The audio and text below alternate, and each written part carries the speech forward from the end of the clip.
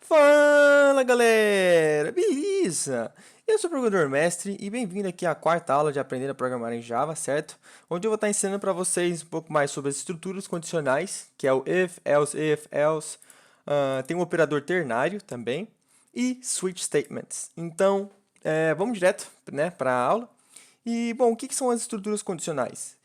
Basicamente, elas vão executar certas linhas de código dependendo se elas passam as condições pré-estabelecidas ou não, né? Então, eu vou estar mostrando para vocês com um exemplo, né?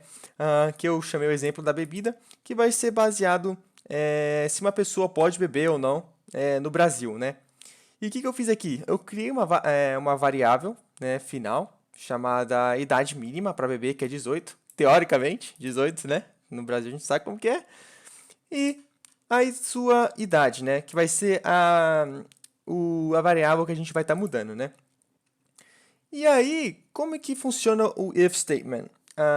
Eu criei aqui um if statement, que nem vocês podem ver, né? E basicamente, o que ele está falando? Se Aí ele vai evaluar o que está aqui dentro aqui para ver se é verdadeiro ou falso, né? Se for verdadeiro, ele vai executar esse código, essa linha aqui, né? Vai falar que você pode beber, né? Se não for verdadeiro, ele vai estar executando isso daqui. Então, basicamente, aqui a idade mínima é 18, então isso daqui é como se fosse 18. E a idade que eu passei é 18. Então, o que ele está fazendo aqui? Se a sua idade for maior ou igual do que a idade mínima, né? Se 18 é maior ou igual que 18, aí ele vai printar isso daqui, ó. Sim, você pode beber, mas com cuidado. Então, vamos executar o código aqui. E como vocês podem ver, realmente aconteceu. Você pode beber, mas com cuidado, né? E aí, o que acontece? Se essa expressão for evaluada como false, eu não sei se evaluada é o jeito certo de falar, mas vocês entenderem. Se eu colocar aqui, por exemplo, um 17, né? 17 é maior que igual que 18? Não. Então, isso aqui é como se fosse um então, você teoricamente não pode beber, né? Então é meio que assim que um if statement funciona.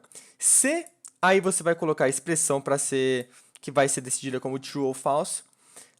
Se isso aqui for true, ele vai executar isso daqui. Se não for verdade, então esse else aqui é como se fosse então, e isso daqui vai ser executado, né? E, bom, como que é a sintaxe, né, do if-else statement? Você tem que usar essas chaves aqui, né? Então, tanto que se eu colocar alguma outra coisa aqui, vamos dizer, se beber não dirija. Se eu colocar esse daqui, né, e 18, né? Então, se isso daqui for verdade, ele vai executar essas duas linhas de código, e se não for, só vai executar essa daqui. Tanto que se eu executar aqui agora, né, a gente pode ver, você pode beber, mas com cuidado, e se beber, não dirija, né? Beleza. E outra coisa que eu estava querendo mostrar para vocês também é que, se vocês só forem executar uma linha, dependendo da condição, vocês não precisam nem usar as chaves, na verdade, vocês podem deixar assim, tá vendo? Não dá erro, não dá nada. Se eu executar aqui, vai funcionar, ele vai printar, você pode beber, mas com cuidado, tá vendo? Só que se vocês quiserem colocar duas coisas, né, que nem eu fiz no outro lá, se beber não dirija, não vai funcionar, tá vendo? Tá dando um erro aqui, tá dando syntax error, porque precisa das chaves, né? Então, se eu botar as chaves aqui de novo, né? Botei as chaves, chave aqui, vou colocar aqui também. Aí vocês podem ver que funciona, não dá erro, nem nenhum problema, né? Então, isso é o básico do if-else. E agora vamos para algum outro exemplo que a gente vai estar usando else-if, né? Deixa eu descomentar tudo isso daqui. Tirar daqui. Beleza. E vou estar comentando isso daqui para os resultados também, para não estar aparecendo isso daqui. Bom, depois eu vou estar colocando tudo isso daqui no GitHub para vocês, certo? Então não precisa se preocupar que depois eu vou estar deixando tudo certinho para vocês terem disponível, para vocês anotarem ou ficar mexendo. E beleza. Esse exemplo aqui, eu estou usando mais if, eu estou usando else if. O que é o else if? Ele é bem parecido com if, na verdade.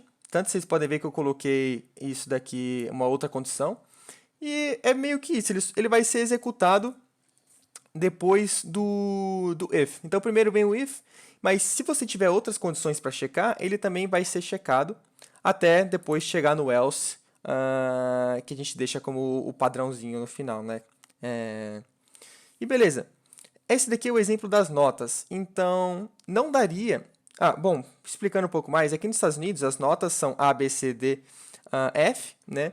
Uma nota A é 90 a mais, 80 é 80 a mais e abaixo de 90, né? É 89. E uma nota C é 70 a 79, D é 60 a 69 e F é tudo abaixo de 60, né? Mas com um if só, como é que a gente conseguiria checar para todas essas diferentes notas, né? Tipo, não teria como você fazer só com um if e um else. Então, a gente usa vários, né? A gente usa um else if, outro else if, junto com if e else, né? E aí o código acaba funcionando, né? Então, se eu colocar que a nota é 90 aqui, e eu executar... Opa, aqui dentro... 90 e eu executar esse código, né, ele vai estar printando aqui que a minha nota final é A, né? Porque o que acontece? Quando ele entra no if, ele vai de cima para baixo, né?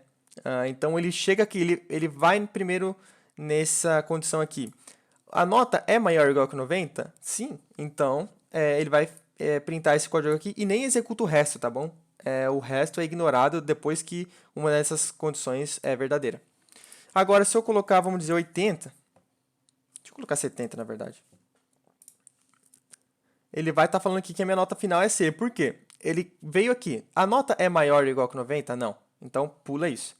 A nota é maior ou igual que 70? Também não. Que 70 não, 80? Também não. Aí chego aqui. A nota é maior ou igual que 70? Sim. Então, a nota final vai ser um C. Entendeu? E aí também a gente não checa para...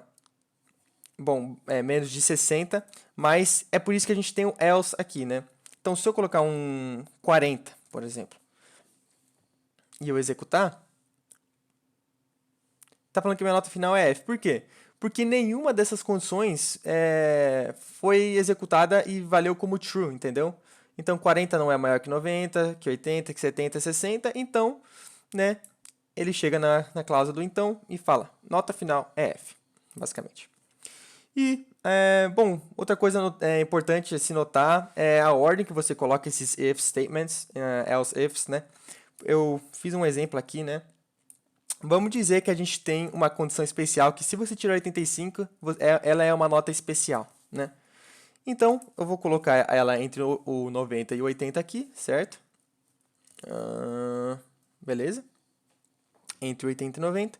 Então, se a pessoa tirar 85... vai falar que você tirou uma nota especial. Então, se eu executar aqui, ó, fala aqui, ó, você tirou uma nota especial.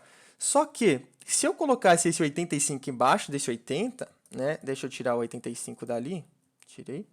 Se eu colocasse ele aqui, ó, embaixo do 80, deixa eu mudar para 85 aqui também, não ia estar printando que você tirou uma nota especial. Por quê?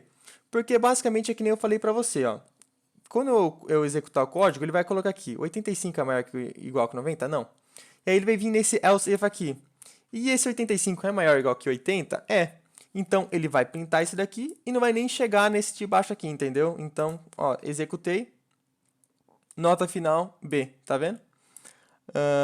Então, vocês têm que, bom, dar uma olhada, né, certinho onde vocês vão colocar os else ifs para não acabar acontecendo esse problema, né? Então, deixa eu voltar aqui, tirar aquele else if, vou comentar ele aqui. Vou deixar aqui para vocês, caso vocês queiram testar também, né? E aí, a gente tem o que a gente chama de operador ternário, né? O que é o operador ternário? Ele, basicamente, deixa eu deixar um pouco mais fácil de vocês verem aqui. Ele é um jeito de você estar meio que simplificando um if-else, né? Então, eu vou estar fazendo uma simplificação disso daqui, né? E fazendo tudo só em uma linha. Deixa eu comentar isso aqui para o valor não ficar aparecendo. Como que ele funciona? Ele funciona assim, ó. A gente vai estar com a expressão booleana, a gente vai botar a interrogação, né? E se isso daqui for executado como true, ele vai executar o código 1. Se não, ele vai executar o código 2, né? E aí eu estou usando o mesmo exemplo da bebida aqui. E como que eu leio ele, mais ou menos? eu basicamente faço assim. A sua idade é maior ou igual que a idade mínima? Como uma pergunta, né? Eu leio assim, né? A sua idade é maior ou igual que a idade mínima? Se for verdade, que no caso é, que a gente colocou como 80, é verdade, então ele vai executar esse primeiro código aqui. Você pode beber, mas com cuidado. Mas se ela não fosse, ela vai executar depois desses pontos aqui. Você, teoricamente, não pode beber. Então, se eu executar isso daqui, ó, você pode beber, mas com cuidado. Deixa eu limpar aqui para ficar mais fácil. E aí, se eu mudar aqui a minha idade para 17 e eu executar, ele vai estar falando, você teoricamente não pode beber, né? Porque 17 não é maior ou igual que a idade mínima, então ele vai executar depois desse ponto aqui, esse código, entendeu? E, bom, basicamente isso para else e if, né? E agora a gente vai vir para um outro diferente que a gente chama de switch, né? Que ele é baseado em diferentes casos aqui, que nem a gente pode estar vendo. Bom, eu peguei essas palavras aqui do DevMedia, né? Caso vocês queiram ler, que falam um pouco mais sobre o switch. E, bom, mas basicamente o que acontece no switch? Ele vai ter esses diferentes casos e diferente do valor da variável que você colocar aqui, ele vai estar executando esses casos, né? E a variável que você pode colocar aqui, ela pode ser do tipo, ou, que nem está escrito aqui, char, byte, int, short ou string, né? E aí, se for, por exemplo, aqui, o valor é int. Então, os casos, eles têm que ser valores ints também, tá vendo? Se eu colocasse string, aí ia ter que ser valores de strings aqui também. E como que funciona? Bom, basicamente esse programa aqui, ele vai estar setando o valor da variável mês, dependendo do número do mês. Então, se o mês for 1, o que vai estar acontecendo aqui? Ele vai estar passando 1 para cá e ele vai estar vendo os casos, né? E ele vem aqui primeiro caso, o caso onde essa variável é igual a 1. Tá, bom, bateu, né? 1 é igual a 1, então a gente vai estar setando o mês, essa variável de mês, igual a janeiro, e vai estar saindo do switch. Ó, presta bastante atenção nesse break, eu vou estar voltando para falar mais dele, mas ele é muito importante para você estar saindo do switch, senão vocês vão ver o que pode acontecer com o código, né? E aí, deixa eu descomentar isso daqui. Se eu executar esse código, ó, tá falando de janeiro aqui, tá vendo? Ignora isso daqui, é do operador ternário, esqueci de comentar. Mas tá falando que o mês é janeiro. E aí, se eu mudar para o mês 5, vamos dizer, vai estar falando que o nosso mês é o maio, né? Porque colocou o 5 aqui, aí o case onde é 1 não é, o 2 também não, 3, 4, e chegou no case 5, que é maio, tá vendo? E aí setou o mês igual a maio e deu break. E outra coisa importante, a gente tem no final aqui esse default statement, que basicamente, se o mês que a gente passar for um número inválido, por exemplo, 13 ou 0, ele vai estar setando o mês para esse invalid month aqui, né? Então, vamos mostrar um exemplo aqui, vamos dizer que eu coloquei o mês 14, né? E eu executar, tá dando invalid month aqui, tá vendo? Porque não existe um mês 14.